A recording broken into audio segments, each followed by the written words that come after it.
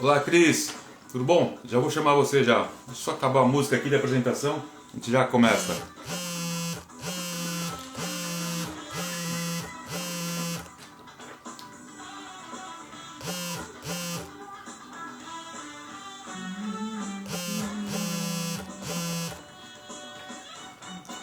Olá, Fátima, tudo bom?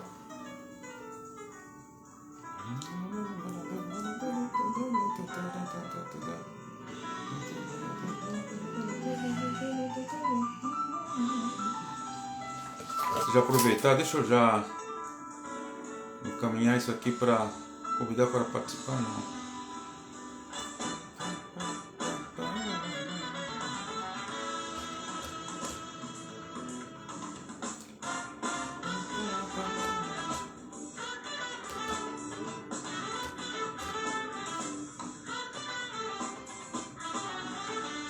Pronto. Oi, Juliana, tudo bem? Nani, Bela, tudo bom? Obrigado por estar aqui com a gente. Jefferson, locutor, boa noite, meu querido. Obrigado por estar aqui com a gente. Vamos lá? Chamar o nosso convidado. Olá, tia Silvinha, tudo bem? Agora sim, hein? Agora deu certo. Deixa aqui. Tudo bem, graças a Deus. Juliana, Jefferson, tá todo mundo entrando na nossa live aqui. Opa. Vamos lá. Bom, vamos chamar o Cris aqui então.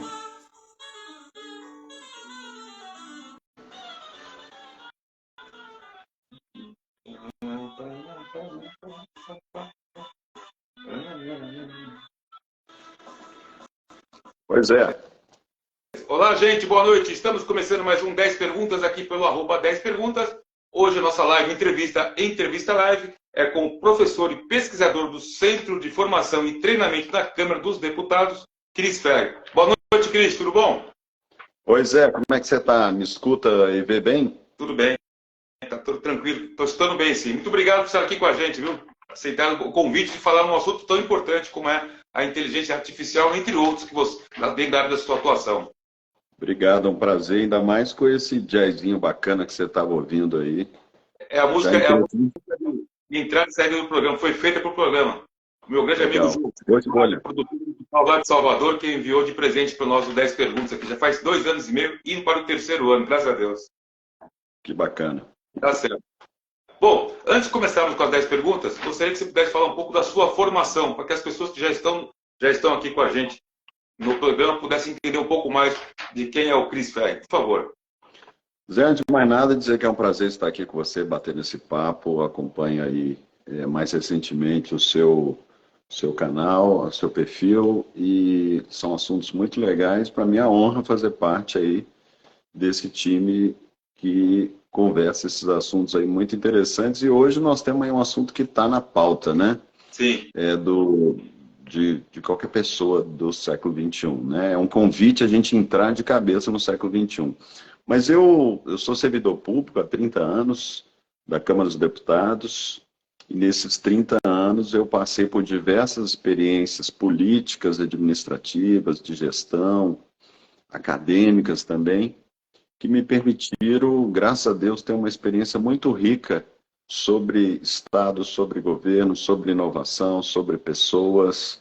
Tive a oportunidade de morar no exterior em 2 oportunidades, né?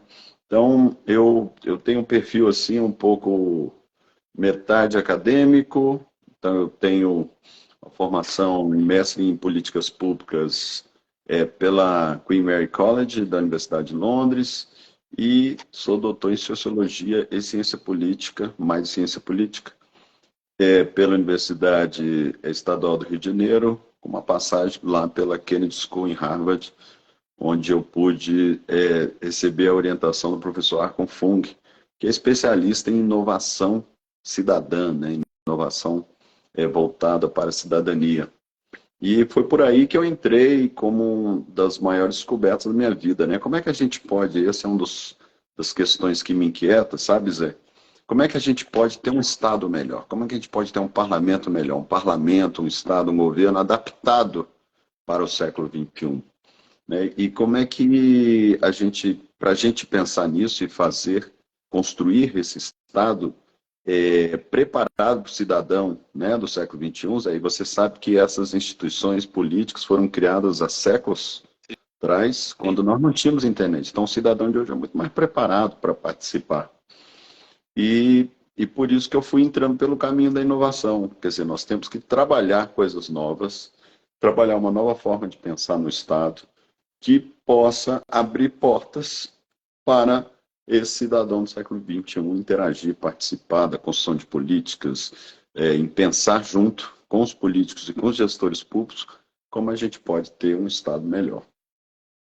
Bom, falando em política, em gestão pública e inovação dos novos governantes, né? Mandar um grande abraço ao nosso grande amigo José Mário Brasiliense, lá da oficina municipal. Foi ele que intermediou essa nossa entrevista. Era uma pauta que eu queria trazer. Uma grande amiga, uma pessoa que eu tenho muito apreço, a Silvia Figueiredo Gouveia, ela que é pedagoga e fundadora da Escola Nova Lourenço Castanho, que me falou: José Augusto, traga esse assunto que é muito importante. E aí bati aqui, bati ali, e graças a Deus cheguei em ti. Daqui a pouco também vou falar sobre o congresso que será realizado em setembro, no qual eu quero te convidar para estar ali com a gente, o ICLOC. Daqui a pouco dou mais informações, tá certo? Mas vamos a isso aí. Muito obrigado e vamos começar a falar de um assunto no qual você também vem colocando no seu trabalho, que é sobre o que é que a inteligência artificial é para você. Olha só, inteligência artificial para mim é mais uma ferramenta, mais uma tecnologia que compõe um conjunto de ferramentas, conjunto de tecnologias que a gente usa apenas como instrumento para melhorar a nossa capacidade humana de fazer coisas, tá? Peraí, deixa eu tomar água aqui que está muito seco aqui no meu apartamento. Para quem não sabe, eu falo aqui de Brasília. Brasília, nesse período. Você conhece Brasília, Zé? Sim, já 2 vezes, mas o calor é insuportável. Agora está até frio, mas nesses 3 meses que vão de maio até setembro, fica totalmente seco e quase não tem chuva, né? Então, às vezes, a umidade chega aqui a 10%. Então, a gente sofre muito com a secura. Mas, então, a inteligência artificial, Zé, respondendo a sua pergunta, é uma tecnologia que eu acho que não é mais um hype, não é uma modinha, é uma tecnologia que veio para ficar. Alguns cientistas que eu acompanho entendem que a inteligência artificial ela está na sua pré-história ainda, que muita coisa vai acontecer, vai ser uma tecnologia que ela vai estar em praticamente tudo da nossa vida, e ela já está bastante, né? Quando a gente usa o Waze para se guiar aí no trânsito, tem inteligência artificial. Quando a gente pesquisa no Google, muita coisa da nossa vida tem inteligência artificial. Quando a gente recebe e-mails e ele sugere alguns textos, tem inteligência artificial. Então a gente tem já bastante inteligência artificial rondando a nossa vida e fazendo a nossa vida mais fácil, mais prática, né? Sim. Então eu entendo a inteligência artificial como uma tecnologia que tem a ver com construção de regras, construção de algoritmos, né, que é um conjunto de regras criadas por humanos com certos objetivos mais específicos, objetivos mais abertos. O objetivo, a evolução maior da inteligência artificial vai ser quando ela conseguir desenvolver, e se conseguir, a capacidade de aprender, que é talvez a capacidade mais inteligente, que é a faculdade mais inteligente do ser humano, né? A nossa capacidade de aprender. Sim. Né? Por isso que é uma versão da inteligência artificial, machine learning, quer dizer, aprendizado de máquina. Quer dizer, aquela tecnologia que ela é tão sofisticada que ela vai aprendendo e possa, com isso, construir coisas novas.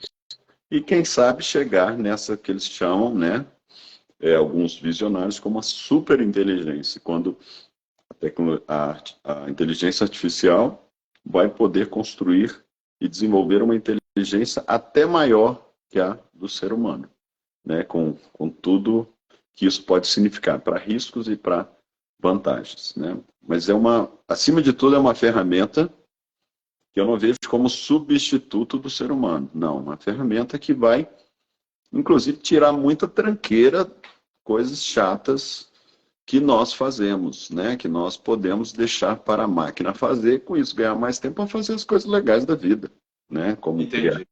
Como criar coisas, cuidar das pessoas, né? Essas coisas tipicamente humanas que eu acho que a máquina nunca vai substituir. Interessante. Agora, da onde surgiu esse seu interesse? Porque você tem uma formação e a inteligência chegou, você foi estudar, chegou, teve, como você mesmo falou, procurou aprofundar com as pessoas que já estão um pouco à frente, vamos dizer assim. Mas o seu interesse em se aprofundar no assunto, por exemplo? Então, quando a gente começou a desenvolver projetos de inovação, eu trabalhei muito nessa temática de parlamento aberto, como é que a gente pode fazer um parlamento mais participativo. A gente criou lá na Câmara dos Deputados um portal de participação digital, chama Portal E-Democracia. Fizemos vários usos para ajudar os deputados a ouvirem os cidadãos, né?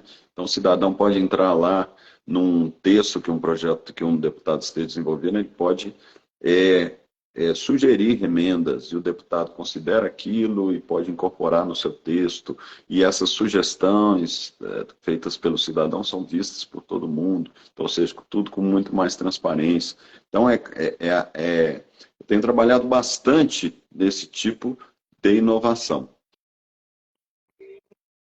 Agora, quando você fala que trabalha junto com os deputados, penso eu, está mexendo num vespeiro, né?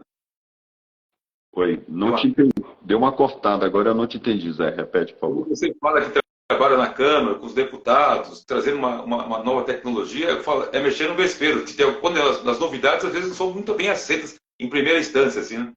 Olha, e tudo isso depende. Quando a gente fala de políticos, a gente imagina um só ser, né? Como se ele fosse um estereótipo. Existem políticos e parlamentares de todos os tipos, né? Então, eu tive a oportunidade de sempre encontrar aqueles parlamentares que estão mais abertos à inovação, independente se é de esquerda, de direita, e que aceitaram testar de maneira, claro, com muita calma, né? E a gente tem que respeitar que mudanças de sistema, de formas de agir, como mudança de formas de fazer política, a gente tem que ter cuidado e fazer com muita calma, né? Então a gente foi no decorrer dos anos, isso começou em 2008, 2009, agora nós estamos em 2023, né, com muita consolidação de participação, as pessoas querem muito participar, deputados e senadores muito abertos a essa participação que pode ocorrer de diversas formas, e para desenvolver essas ferramentas, essas coisas, a gente tem que estudar tecnologia, né? Eu sou formado em Direito, trabalhei como gestor público aí em vários lugares aqui da Câmara, mas eu sempre tive que estudar, sabe, Zé, sobre tecnologia. Por isso que eu acabei chegando na inteligência artificial, que é uma tecnologia que é muito útil, né, que tem diversas utilidades. E você já se sente um especialista? De jeito nenhum. Mas eu acho que hoje nós temos que todo mundo estudar um pouco tecnologia. Não para ser especialista em tecnologia, mas para entender suas aplicações. Então, acho que todo mundo precisa saber, não importa a área, para que a inteligência artificial serve? Para que serve blockchain? O que é Big Data? Né? O que a nanotecnologia pode fazer no seu trabalho? Essas inovações, né? O que a internet 5G vai mudar, por exemplo, né, no mundo? Então, você entendendo essas tecnologias e como aplicá-las, você pode, então, conseguir resolver um monte de problema que você não consegue resolver hoje, com as tecnologias que você tem. Então, eu acho sim, Zé, que nós temos que gastar, e eu trabalho muito a questão de gestão de pessoas, né? Quer dizer, que capacidades que nós temos de desenvolver para fazer o nosso trabalho melhor. Eu estou sempre focado na ideia de que a gente tem que gastar um tempo para fazer o nosso trabalho, certo? Como você faz o seu, eu faço o meu, mas você tem que sempre ter uma gordurinha de tempo para você ir afiando o machado, né? Para você conhecer ferramentas novas, para você entender o que essas ferramentas novas vão poder te dar para você fazer seu trabalho melhor. E fazer seu trabalho melhor significa, basicamente, você fazer mais, com mais impacto, com menos energia. Né? O nosso objetivo é o quê? É trabalhar menos, mas ter mais impacto, que o nosso trabalho tenha mais impacto nas pessoas, para quem é servidor público, que possa fazer, então, mais entregas para o cidadão, basicamente.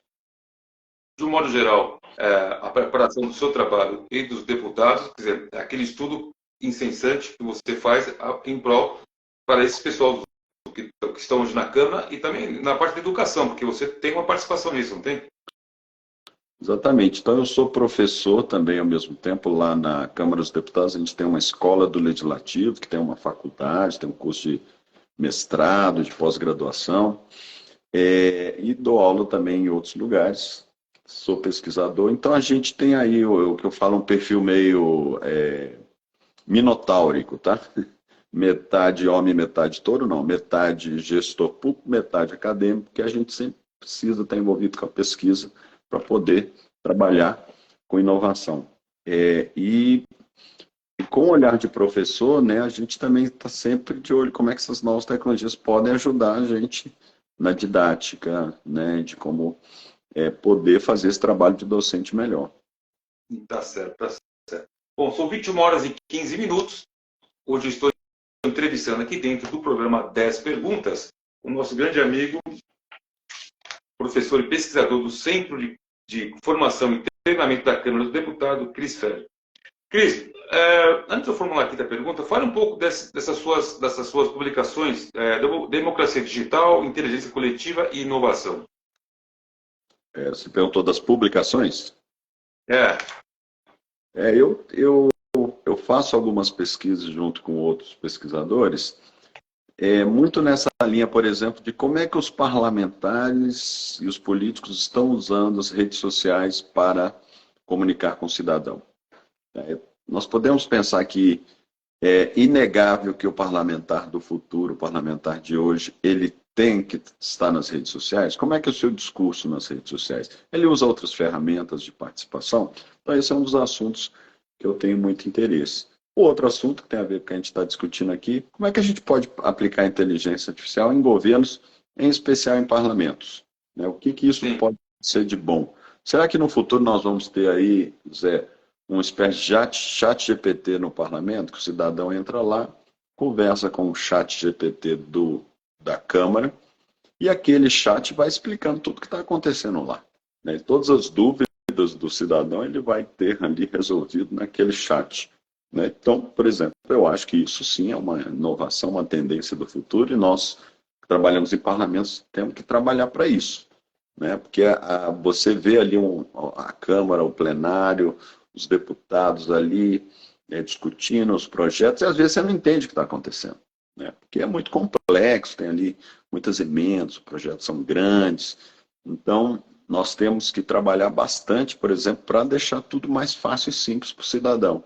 E aí eu acho que essas novas tecnologias, e por isso que eu faço essas pesquisas aí que você citou, né? Ou seja, como é que o parlamento pode ser mais aberto, como é que a gente pode ter uma democracia mais digital. Mais digital por quê? Porque o cidadão tem esse aparelhinho de celular que nós estamos usando aqui, né? De forma geral, nós temos aí 70% a 80% dos cidadãos brasileiros que usam redes sociais digitais, né? Então, como é que a gente não vai achar formas de empoderar esse cidadão para ele participar das políticas públicas, da construção de leis? Então, eu escrevo e pesquiso sobre esses assuntos, a gente orienta alunos, né?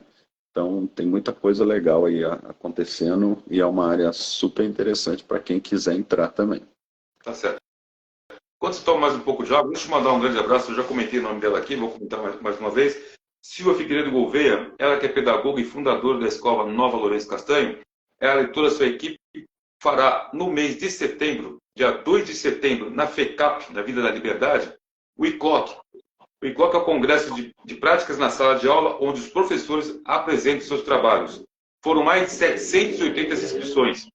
Quem quiser, inscrições das pessoas que, inclusive, vão estar apresentando seus trabalhos lá, que fazem em suas escolas. Quem quiser assistir, no início de agosto, terão inscrições gratuitas pelo site do ICLOC, tá certo? Na FECAP, a Vida da Liberdade. O ICLOC, mais uma vez eu falo, Congresso de Práticas na Sala de Aula, onde os professores apresentam seus trabalhos. Já estou convidando a você, me permita a você, que seja no dia 2 de setembro lá, inclusive 10 perguntas se fará presente, 10 perguntas. O Ricardo Prestes Pereira, que também está aqui com a gente na nossa live, ele que é o CEO da Seiva, também vai estar lá, e já fiz o convite para que seja aqui com a gente. Muita pessoa interessante. e a Silvinha já faz mais de 5, 6 anos que já está com esse congresso, e é muito interessante que possamos estar sempre falando em prol da educação, que aliás está chegando 2 perguntas, inclusive, sobre educação.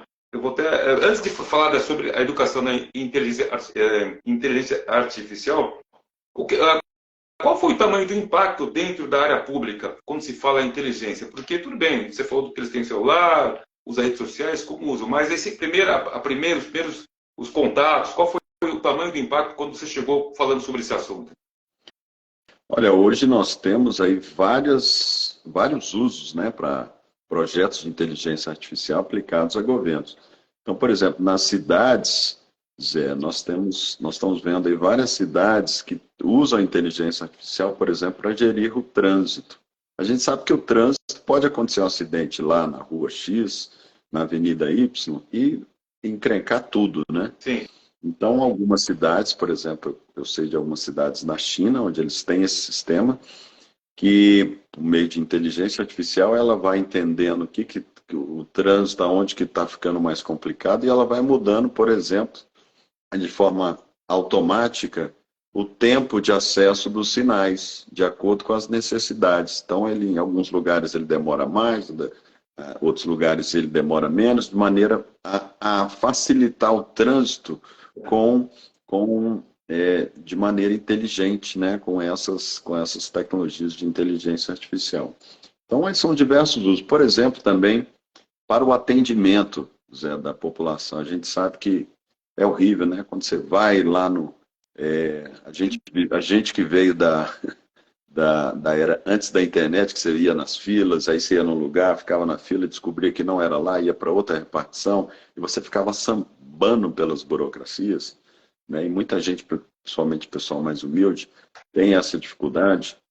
E o que muitos governos estão fazendo, muitas cidades estão fazendo isso, tem em São Paulo, tem aqui em Brasília também, que é um chat, né, um assistente virtual, onde que o cidadão entra ali e ele vai dizer o que ele precisa. Eu preciso tirar uma carteira de identidade. Ah, sim, então você tem que ir para a polícia, né, para tirar a carteira de identidade. Que são informações que não são básicas, né? A gente não é simples você achar que quando você quer viajar para o exterior, você precisa de um novo documento que chama passaporte, e quem tira é a Polícia Federal. Isso não é intuitivo, né? Você vai pensar que ia ser o Ministério das Relações Exteriores, por exemplo, né? O Itamaraty. Por que a Polícia Federal? Aí a Constituição explica, né? Então, tem muita confusão, é difícil para o cidadão entender a complicação que é o governo. A gente sofre muito com isso. Então, agora tem esses projetos de inteligência artificial, de comunicação, são assistentes virtuais, são chatbots, que o cidadão já fala as primeiras coisas. Eu quero marcar uma consulta no sistema do SUS, né? Por exemplo, meu filho, de pediatria. Então, ela entra nesse chatbot, o chatbot já pergunta o endereço dela e ela vai mostrar, então, qual que é o posto de saúde onde tem pediatra mais perto e já coloca alguns horários e ela já marca ali a sua consulta com aquele pediatra.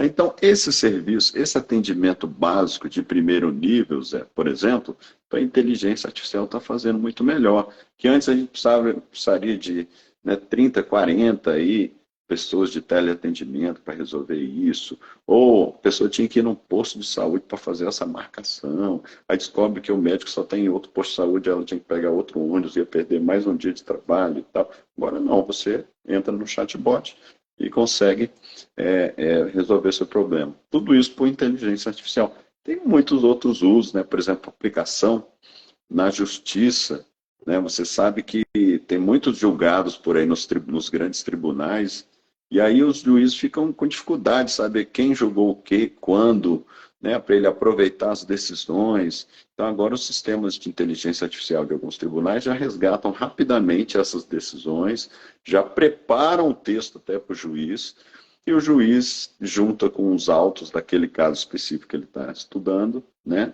E já tem uma decisão, então, já semi-automática, né? Com isso, vai gerando mais coesão na justiça. A justiça, às vezes, decide casos similares de maneira diferente, só que com esse sistema de busca inteligente de informação, agora o juiz tem capacidade, então, de, por exemplo, é decidir com mais justiça e mais isonomia. Então,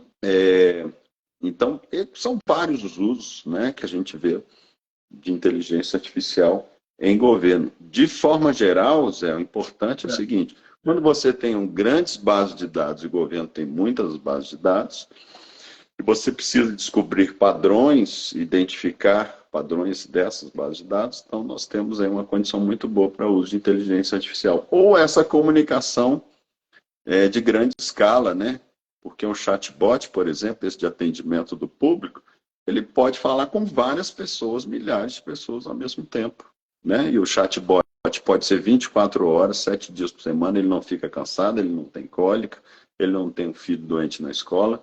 Então, esses tipos de atendimentos e de atividades padronizadas, que é um conceito importante, né? Como depois a gente pode até discutir que medida que a máquina vai substituir o ser humano, mas com essas atividades padronizadas que nós fazemos, a máquina pode fazer melhor, para que libere a gente para não ter que fazer um trabalho, inclusive que às vezes é muito chato, você não consegue ficar concentrado por muito tempo, porque ele é muito repetitivo. Isso, o ser humano não gosta de coisa muito repetitiva, ele gosta de mudança, de coisas novas, né? Ele gosta de se sentir mais provocado, de usar criatividade. Então, aí a máquina ou a inteligência artificial pode fazer essas diversas funções meio padronizadas, bastante padronizadas do governo, podem ser feitas por algoritmos de inteligência artificial e fazer melhor que a gente faz, inclusive. Né? Pô, o cidadão no chatbot às vezes resolve o problema dele rapidinho, que o ser humano muitas vezes não vai conseguir resolver. Né? Não tem aquela informação, não acessa a base de dados que um chatbot pode acessar rapidamente. Né? Então o chatbot, ele, digamos assim, ele é rápido de treinar, né? Enquanto às vezes a gente demora anos. Né? Então tem assim várias vantagens. Agora, esse é um dos grandes desafios que o governo tem pela frente, de agir, a maior agilidade, porque eu já estive com o Daniel Annenberg, que esteve aqui com a gente também ano passado, e ele falava que diminuiu o tempo por exemplo, ele fez o poupa-tempo, né? E ele falou que esse mesmo trabalho que ele fez, o poupa-tempo, ele queria trazer para a área da saúde, que é diminuir o tempo também das pessoas que lá serão, que irão para a clínica, as consultas, as operações. As operações em modo sentido. Mas ele tinha muita dificuldade, porque isso era uma coisa que tinha que passar ainda. O poupa-tempo foi muito trabalhoso, teve problemas, inclusive, de perseguição. E na saúde, ele não conseguiu dar a sequência, porque ele saiu do governo. Você acha que essas transformações, o governo ainda está com muito desafio dentro da sua área? O governo ele tem diversos desafios. Por exemplo, ele tem que os governos de maneira geral, tá? O serviço público. Ele tem que cuidar melhor do servidor público. Então, nós vemos que o servidor público ele tem diversas capacidades, ele não se sente muitas vezes motivado para trabalhar em coisas que possam agregar mais valor, né, para a sociedade. Então, eu vejo assim, sintetizando, né, uma reforma do Estado que a gente pode ter é o seguinte: aplicar essas automações inteligentes para resolver rapidamente uma série de necessidades de trabalho mais padronizados e atender a população mais e melhor em larga escala, tá? E liberar a força de trabalho, os servidores, e recapacitá-los, né, para, por exemplo, aquele atendimento mais complexo que precisa do ser humano, né? Porque se a gente libera as pessoas que estão atendendo, né, os servidores que estão atendendo para coisas, para que a máquina atenda a esse primeiro nível, e esses seres humanos atendentes, servidores, possam atender aqueles casos mais complicados, mais difíceis, então nós vamos ter que ganhar em humanidade também, sabe, Zé? É uma eficiência que ganha em humanidade. E aí nós precisamos daí treinar esses seres humanos, esses servidores, para fazer esse trabalho, então, de mais humanização, de cuidar bem, por exemplo, daquela pessoa que está com um problema complexo de saúde e ela vai precisar de um tratamento, de um atendimento mais personalizado, mais customizado. Né? Então, com isso, eu acredito que tudo pode ser melhorado. Entendi, entendi. Deixa eu dar mais um recadinho aqui. São 9 horas e 30 minutos. Para você que está chegando aqui agora dentro do 10 perguntas, eu sou o José Augusto Arruda, hoje entrevistando o professor e pesquisador do Centro de Formação e Treinamento na Câmara dos Deputados, Cris Ferri. Cris, a doutora Silvinha, que eu acabei de falar, da pedagoga e fundadora da Escola Nova Lourenço Castanho, mandou duas perguntas aqui. Vou falar primeiro, que agora vamos falar um pouco sobre educação. O que você acha sobre o uso da inteligência artificial na educação escolar?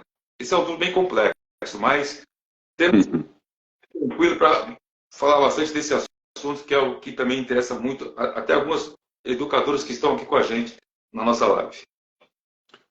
Olha, eu acho que a inteligência artificial, vamos botar aí o ChatGPT, né, que está muito conhecido e caiu na boca do povo, né? E eu acho que a inteligência artificial já vem aí de décadas, sabe, Zé?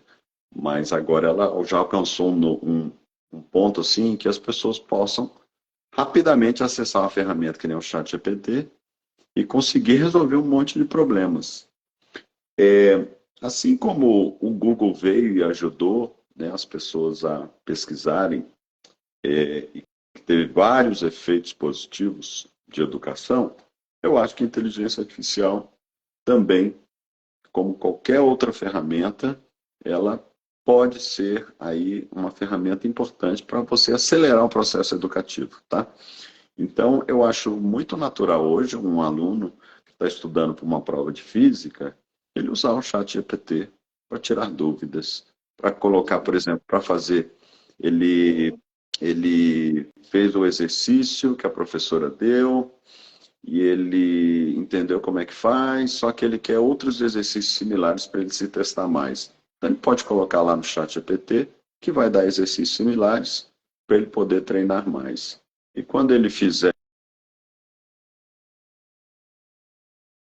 Deu uma pequena pausa, mas é normal. Infelizmente, é o sinal. Tá me ouvindo agora bem? Volta um pouco, porque deu uma travadinha. Eu estava contando esse caso aí de um aluno, por exemplo, né, e eu acompanho aqui meus filhos de 14, 12 anos, estudando para a prova, então, aí no ensino médio, e eu vejo assim, várias funcionalidades, até que eles nem sabem usar direito, viu? Eles nem sabem as vantagens que o ChatGPT pode ajudar, por exemplo, no estudo, tá? Então, estou falando aqui da preparação, por exemplo, para uma prova, para entender melhor uma matéria. Hoje, com essas ferramentas que você tem, que a gente tem desde a época da internet, Google e etc., né, artigos, textos, vídeos, por exemplo, você vai no YouTube, tem vídeos lá que de maneira muito simples explicam um conceito difícil para você, e depois você pode pegar vídeos que vão complexificando mais. Então, tudo isso acelera a tua aprendizagem, né? Mais do que a gente quando pega um livro difícil do nosso tempo, lá da década de 80, que às vezes você pegava um livro difícil, você ia na enciclopédia, não entendia direito. Hoje não, você tem vários níveis de conhecimento. Deu uma travadinha de novo. Assim, Onde você está, né, do processo de educação. Eu estou falando aqui dessa necessidade que nós temos hoje, né, que sempre tivemos, o ser humano de maneira geral, de encontrar aceleradores da nossa capacidade de absorção de conhecimento. E inteligência artificial, vamos pegar esse exemplo aí do ChatGPT, acelera demais isso, né? Então você tira aí uma série de dúvidas do chat, ali no ChatGPT, você pode explorar mais um determinado conhecimento. Por exemplo, meu filho estava estudando para uma prova, estava estudando em Hobbes, né? Aquele filósofo inglês, e ele não estava entendendo certas coisas. Eu falei, pergunta para o ChatGPT. E o ChatGPT foi explicando para ele alguns elementos do Hobbes, né? Fala para ele dar exemplos dessa teoria dele. E aí ele começou a dar exemplos. E depois você pode até pedir, então me explica Hobbes como se eu fosse uma criança de 5 anos. Aí o ChatGPT tem capacidade de fazer isso. Claro que tem ainda os problemas de referências, né? A gente não sabe que referências que o ChatGPT, por exemplo, usa para montar aqueles conhecimentos. Então, tudo isso tem que ser usado com muito cuidado. Mas tem outras inteligências artificiais que dão referências, tá? Por exemplo, tem uma que chama Perplexity, a Bard do Google também, o Bing, né, da Microsoft. São, por exemplo, inteligências artificiais que mostram lá os textos nos quais ela se baseou para dar aquela informação. Então, isso também está sendo resolvido. De maneira geral, Zé, eu acho que tem muitas utilidades, né? Os professores também estão usando muito, né? Então, assim como o aluno pode usar para montar uma monografia inteira, tá? O professor também pode usar para avaliar se aquela monografia foi plagiada ou não, né? Então, são ferramentas também para os professores. Então, outro dia eu fui fazer eu tinha um roteiro de aula, mas eu queria melhorar aquele roteiro, queria colocar exemplos, e eu dei o roteiro para o ChatGPT.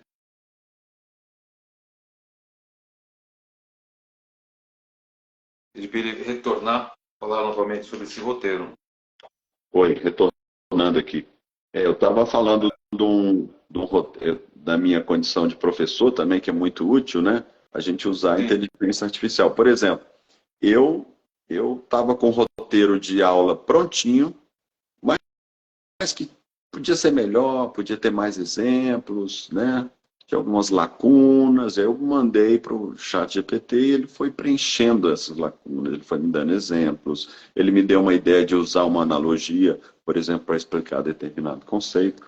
Então, eu vejo assim que é mais uma ferramenta, agora uma ferramenta com múltiplas utilidades para a gente usar na nossa vida como um todo e na educação também, seja como aluno, seja como professor.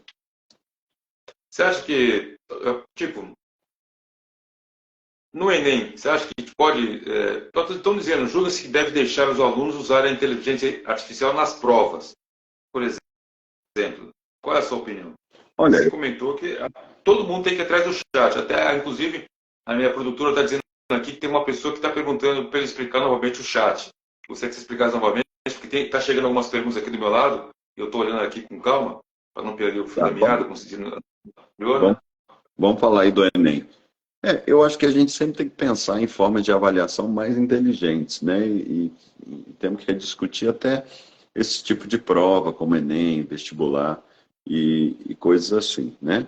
Claro que a gente tem sempre o desafio de avaliar pessoas, né? Milhares de pessoas em alta escala, por isso que as provas objetivas são boas para isso. Mas, então, acho que essa é a primeira questão, né? Pô, será que no futuro a gente tem que ter Enem? Será que não tem uma outra forma de ter uma avaliação mais inteligente, né? Então, acho que esse é um primeiro ponto. Mas vamos pensar o Enem como está hoje. Tem uma prova objetiva, o aluno vai lá e faz, etc.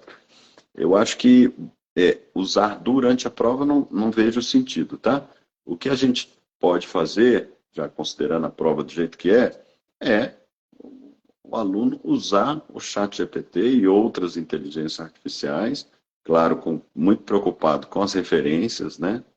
Porque o ChatGPT, ele cria as chamadas alucinações quando ele não sabe determinado conteúdo, ele inventa, né? Então tem que tomar cuidado com isso, mas é um instrumento de aprendizagem muito rápido de estudo, né? Então, por exemplo, você pode pegar as questões de história dos últimos 3 Enems e pedir para o ChatGPT identificar padrões dessas questões, né? Para você saber que assunto que mais cai, de repente identificar um padrão de comportamento lá do examinador, né?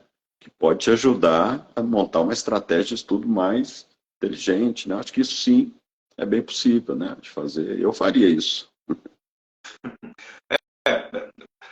O Enem, você comentou, Enem é essa prova que é super importante, mas eu acho que não pode, vamos dizer assim, essa utilização da inteligência dá um pouco mais de abertura para que as pessoas usem até nas provas um pouco antes, porque, como você comentou, se pegar, vamos fazer um estudo dos últimos 3, existe lá um viés, né?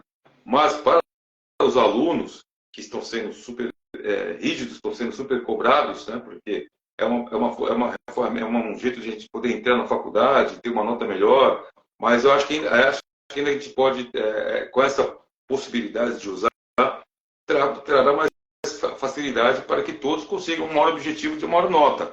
Porque a gente precisa ter pessoas hoje muito mais capacitadas do que a gente vem tendo, não só na cobrança de ter nota 10, nota 9,5.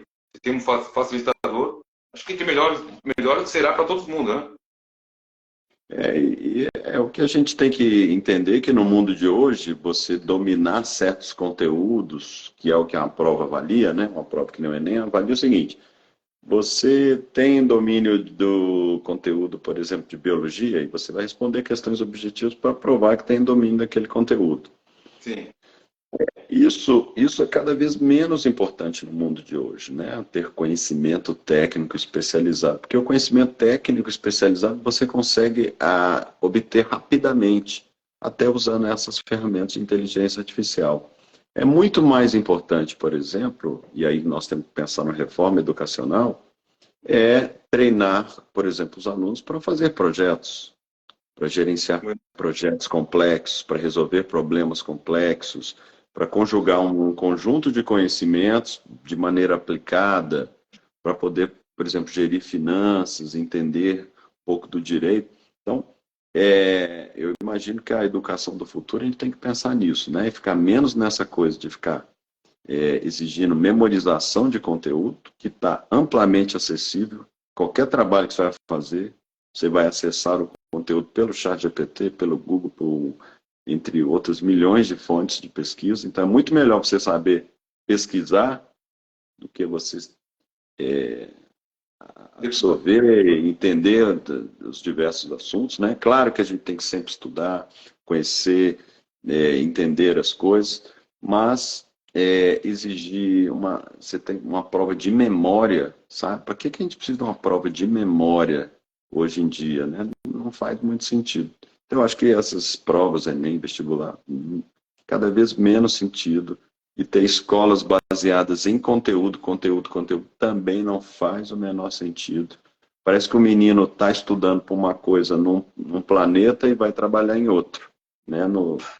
Ele vai trabalhar com coisas concretas, práticas, ele tem que fazer projeto, tem que resolver problemas, né? Ele não precisa saber do teorema de Pitágoras. Mas você tem dois filhos, né? Você tem Isso. aí, tem já, vamos dizer assim, os seus dois filhos, você acha, do jeito que você comentou agora, que as escolas estão caminhando para essa direção de, ao invés de, vamos ser, a tal decoreba, aí sim, fazer projetos? Você está em Eu acho que Brasília, não. 12, 14 anos, mas digo, escola, com certeza escola particular. As escolas estaduais, por exemplo. Eu não estou vendo isso não, viu? É uma escola ou outra, e essas escolas, quando tem isso, são muito caras.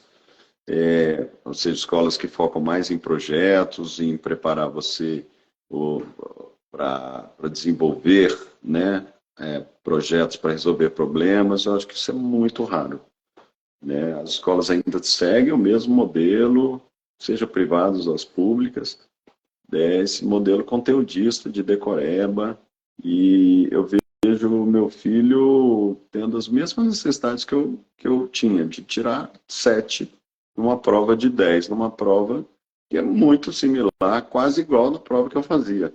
A diferença é que ele lê menos, ele assiste mais vídeo do YouTube, ele troca mais mensagem com os amigos em rede para procurar entender, ele faz os slides, ele vai no chat GPT, a forma dele de estudar é diferente. É com menos leitura, né? Com mais outros conteúdos audiovisuais, etc. Agora, o sistema é o mesmo, que, que já era antiquado da nossa época, né? Na década de 80 e 90. Eu acho que ele está cada vez mais antiquado. Então, infelizmente, eu acho que é uma fábrica aí de salsicha que metem os nossos filhos, que está acontecendo muito isso, cheio de graduados, até médicos, advogados, que não conseguem emprego, né? Porque isso já não é mais tão importante. Você tem um curso de graduação, isso não vai te garantir um emprego. E muitas empresas não estão nem usando isso, né? Não estão usando nem currículo como critério de contratação. Muitas empresas e organizações estão querendo pessoas que resolvem problemas, pessoas que são boas de lidar com pessoas, pessoas que têm boa inteligência emocional, que têm capacidade, têm boa criatividade, que têm curiosidade, né? Do que pessoas que têm um curso de graduação X, Y, Z, porque isso não faz tanta diferença. esse conhecimento técnico, ele não faz, a não ser, claro, se você é você é um especialista em operação de coração. Claro que faz diferença esse conhecimento técnico, né? Com certeza. Mas, se você é advogado, hoje nós temos muita automação na advocacia, né? Os processos judiciais estão muito eletrônicos, você faz petições quase automaticamente, né? Você não precisa mais de um advogado júnior para fazer certas petições, elas já estão semi-prontas. Então, para que será que você precisa ficar 4 anos estudando direito, né? Para ser esse advogado? Com todas essas ferramentas aí disponíveis, quer dizer, por que você não pode fazer um curso de Direito em 2 anos, né, e depois fazer outro curso de outra coisa em mais 2 anos, em vez de ficar 4 anos só no Direito? Ou seja, se você compor os seus conhecimentos com diversos conhecimentos, que é o que nós precisamos hoje, uma visão multidisciplinar, né, que se eu sou um advogado que entenda de inteligência artificial e também conheço de meio ambiente, eu vou poder, por exemplo, atuar nessa área de maneira muito mais estratégica, resolver vários problemas, né, com essa visão multidisciplinar. Então, eu acho que nós temos um sistema educacional, respondendo a sua pergunta, que está muito aquém do nosso tempo, né, que ele é vintage, eu acho. Nossa, fiquei preocupado, viu? Porque se você fala que das escolas não estão vendo, você não está vendo isso nas escolas, nas particulares, que o seu filho acho que não é particular. Eu fico preocupado das escolas públicas, né, as municipais. Quando é que chega a inteligência artificial para ajudar o ensino nessas escolas? Olha que você está em Brasília, eu fico imaginando o Brasil como um todo, né? É um grande problema mesmo, né? É um grande problema. Agora, se a gente consegue, né, mudar o sistema para investir mais nessa capacidade de treinar os meninos para resolver problemas, né? Vamos treinar os meninos para resolver problemas. E aí ele vai buscar os conhecimentos técnicos necessários para resolver problemas. E aí com celularzinho 4G, um smartphone né, que tem governos aí que dão smartphone muito baratos, né, para as pessoas mais carentes. E com a internet, acreditamos que a internet vai ser daqui a pouco uma commodity, né? Todo mundo vai ter, vai ser mais barato, às vezes pode ser até de graça. Com isso você consegue acessar a inteligência artificial, né? Você entra no chat GPT ou no qualquer outro similar, gratuito. Muitos deles são gratuitos, você precisa só de um celularzinho, smartphone mínimo e um acesso à internet.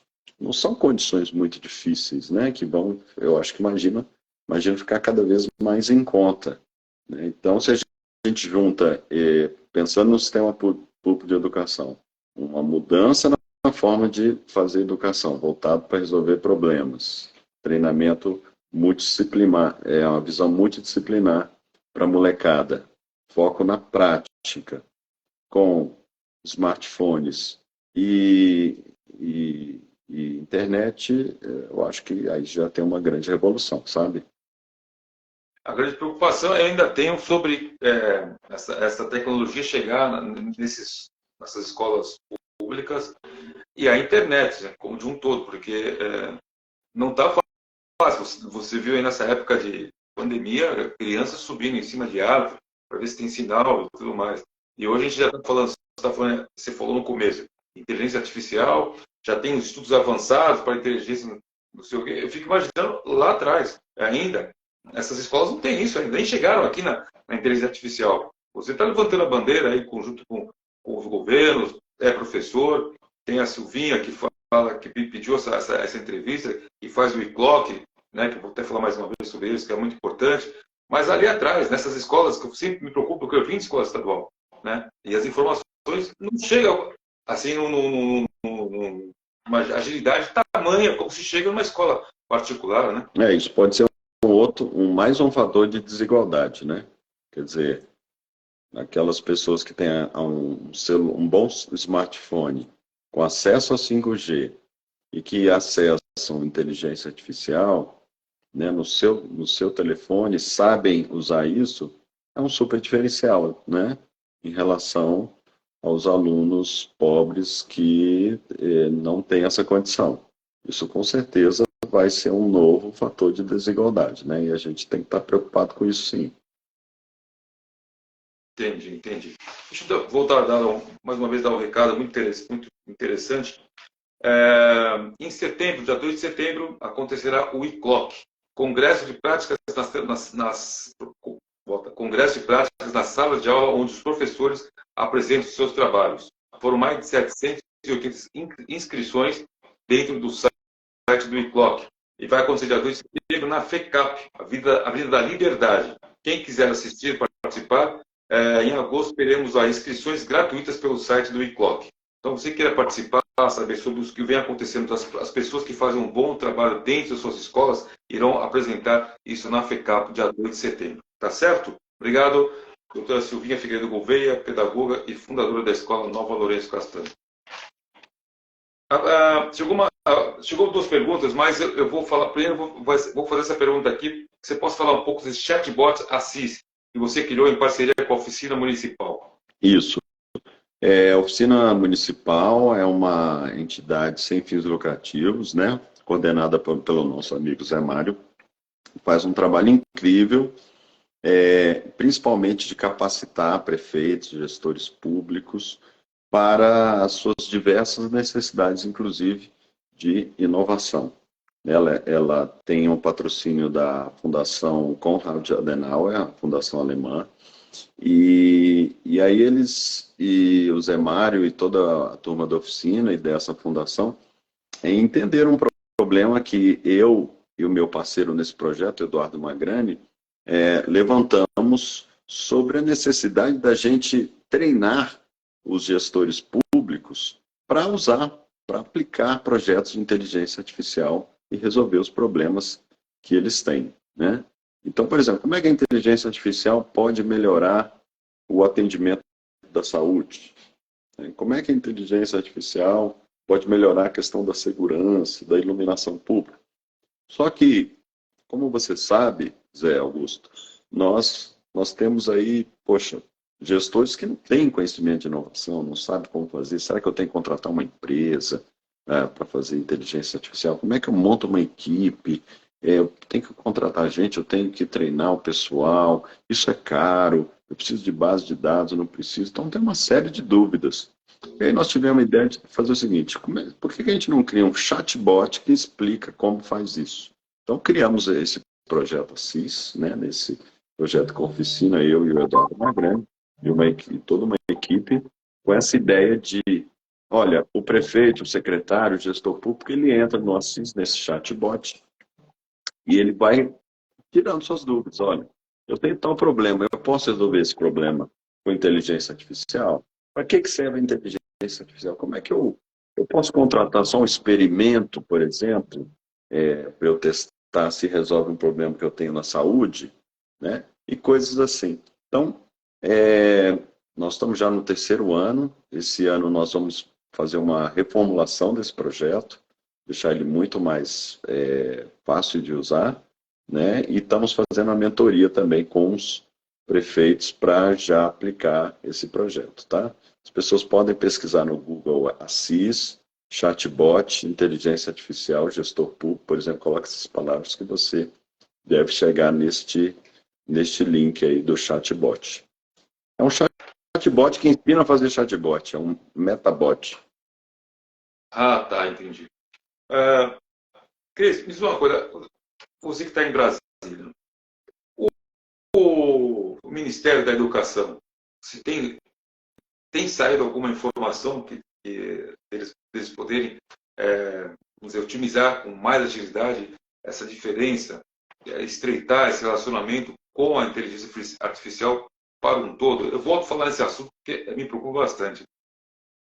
Olha, eu não estou acompanhando especificamente lá o trabalho do Ministério da Educação, mas eu percebo que nós temos aqui, participamos de algumas redes, servidores públicos, gestores, de todas as áreas, né, aqui de Brasília e também do Brasil como um todo, e a gente percebe que há estão explodindo, né, os projetos de inteligência artificial estão sendo usados, inclusive, na educação. Então, eu vejo, assim, como, de maneira muito otimista, sabe, as diversas aplicações que nós podemos ver aí nos próximos anos, até porque isso está ficando muito barato, muito fácil de fazer, sabe, Zé? Para a área de educação como um todo, sabe? É assim que eu vejo. Acho que vai vir muita coisa boa aí, está vindo muita coisa boa. É bom saber. Quando você souber dessas informações, puder passar aqui para nós do programa 10 Perguntas, será muito interessante. Combinado. Bom, né, tudo que é bom dura pouco, mas antes de finalizarmos aqui o nosso programa, eu gostaria que você pudesse passar os seus contatos para alguns das pessoas que estão aqui com a gente, educadores, pessoas até mesmo, tem um amigo meu que é vereador que está aí, possa entrar em contato contigo, trocar essa figurinha, porque se você já está à frente, levantando a bandeira da inteligência artificial em Brasília, que possa, inclusive, expandir para outros estados. Tanto que você já tem uma parceria muito boa com o nosso grande amigo José Mário Brasiliense. Olha, a melhor forma de você me encontrar é por esse Instagram aqui que a gente está conversando, Cristiano Ferri, né, @CristianoFerri. Me seguir aí, eu faço diversos conteúdos, faço algumas lives também sobre esses assuntos, sobre inovação de maneira geral. Eu sou muito focado nas carreiras, sabe, Zé? Eu virei um mentor de carreira, eu gosto muito de ajudar as pessoas que estão aí meio perdidas na carreira, não sabe se muda de emprego, se consegue um outro emprego e junta dois ao mesmo tempo, ou se faz uma coisa totalmente diferente, ela tem um sonho e quer fazer uma coisa absolutamente diferente, quais são os primeiros passos para dar. Então, eu acabei desenvolvendo muitos conteúdos para essa área, né? Eu uso inteligência artificial na minha carreira, não uso, de que forma. Então, eu trabalho com essas questões todas aí no meu Instagram, então convido todo mundo a acompanhar esse nosso trabalho. E qualquer coisa, mandar lá um direct por ali que a gente vai conversando. Tá certo, tá certo. Bom, quero agradecer a todos aí que estão com a gente aqui desde o início, desde as 9 horas, no programa 10 Perguntas, hoje com o Cris Ferri, ele que é professor, pesquisador do Centro de Formação e Treinamento na Câmara dos Deputados, veio aqui brilhantar o nosso programa. Espero que a gente possa estar mais vezes aqui. Use e abuse do nosso programa, entendeu? Se tiver novidade, pode trazer. A gente está sempre à disposição. Agradecer ao nosso grande amigo José Mário Brasiliense. Agradecer também a Silvinha Figueiredo Gouveia por estar aqui com a gente, ela que é uma excelente educadora. E agradecer também aos meus apoiadores. Mr. Austin, que é um grande restaurante de carnes nobres no Bar da Moca. A Milagres e Sensos Litúrgicos. H Love Box. Presentes especiais da nossa grande amiga Helena Bresser Pereira. E a Bresser Assat, que é uma empresa de uma gestão de grupos de ações, inclusive. Então, são nossos apoiadores que estão sempre com a gente, e a WJR Creative, que faz o nosso designer aqui, inclusive, do nosso programa. Tá certo? Fico muito contente que esteja aqui com a gente. Muito obrigado, Cris. Sempre que tiver uma novidade, mande o link, estamos aqui à disposição e divulgando todo esse trabalho seu, de todos que são seus amigos, que estão conectados a você, para que a gente possa sempre estar divulgando e que possa chegar para mais pessoas falando sobre inteligência artificial. Tá certo? Legal, Zé. Agradeço o convite, parabéns aí por esse trabalho. Também dou aqui minha saudação a todos que nos assistiram aí aqui hoje nessa noite, tá? Até uma próxima, um grande abraço para todos. Tá certo. Quem chegou um pouco mais tarde na nossa live, daqui 10 minutos estará no GTV. E amanhã, a partir das 10 horas, estará no canal do YouTube do programa 10 Perguntas. Tá bom? Muito obrigado. Estamos aqui 15 dias com mais um grande assunto, com mais um conteúdo. Esse é o programa 10 Perguntas, 2 anos. Abraço a todos. Obrigado, Cris. Tchau, abraço a todos. Tchau, Zé.